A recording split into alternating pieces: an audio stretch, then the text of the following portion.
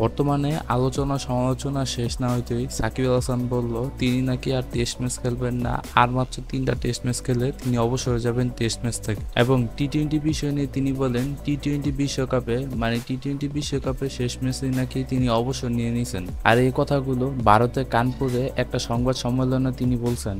ইন্ডিয়ার বিপক্ষে একটা টেস্ট ম্যাচ এবং বাংলাদেশের ঘরের মাঠে সাউথ আফ্রিকার বিপক্ষে 2টা টেস্ট ম্যাচ খেলে অবসর নেবেন। সাউথ আফ্রিকার বিপক্ষে বাংলাদেশের টেস্ট ম্যাচটা মিরপুরের মাঠে খেলে অবসর নেবেন সাকিব আল হাসান। যদি সবকিছু ঠিকঠাক থাকে তাহলে সাউথ আফ্রিকার বিপক্ষে টেস্ট ম্যাচটাই সাকিব আল হাসানের টেস্ট ক্যারিয়ারের শেষ টেস্ট হবে। আপনারা তো জানেনই আওয়ামী লীগের সময় মাগুরার 1 আসনে এমপি ছিলেন সাকিব আল হাসান। তো স্বৈরাচারী সরকার পতনের পর আওয়ামী লীগের নেতাবৃন্দরা দেশের বাইরে পলাতক আছেন, কারণ দেশের মধ্যে আসলে এক একটা মামলার হিসাব দিতে হইব।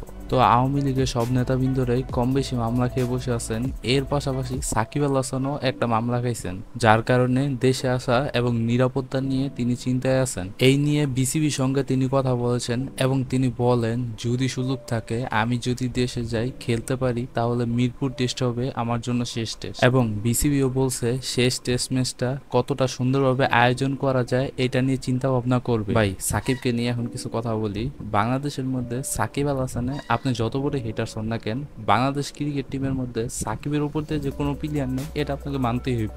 সাকিব আল হাসানের ক্রিকেট খেলা ছাড়া অন্য কোনো বিষয় যদি আপনি না দেখেন তাহলে বলতে বাধ্য হবেন বাংলাদেশ ক্রিকেট টিমে সাকিব আল হাসানের মতন দুর্দান্ত প্লেয়ার আর একটাও নাই। আর আপনারা তো জানেনই সাকিব আল হাসান তার খেলার পারফরমেন্সের জন্য অলরাউন্ডার, মানে ক্রিকেট অলরাউন্ডারের মধ্যে তিনি 1 নম্বরও ছিলেন। আর তার ব্যাটিং যেমন তেমন, বাট বোলিং ছিল অন্যরকম। বাংলাদেশ ক্রিকেট টিমের মধ্যে তার বোলিংয়ে শীর্ষে থাকতো। দীর্ঘ 17 বছরের মধ্যে ক্যারিয়ারে জাতীয় দল হইয়া 70টা টেস্ট ম্যাচ খেলছে সাকিব আল হাসান। আর এই 70টা টেস্টের মধ্যে 4600 রান করছে এবং উইকেট পাইছে 242টা।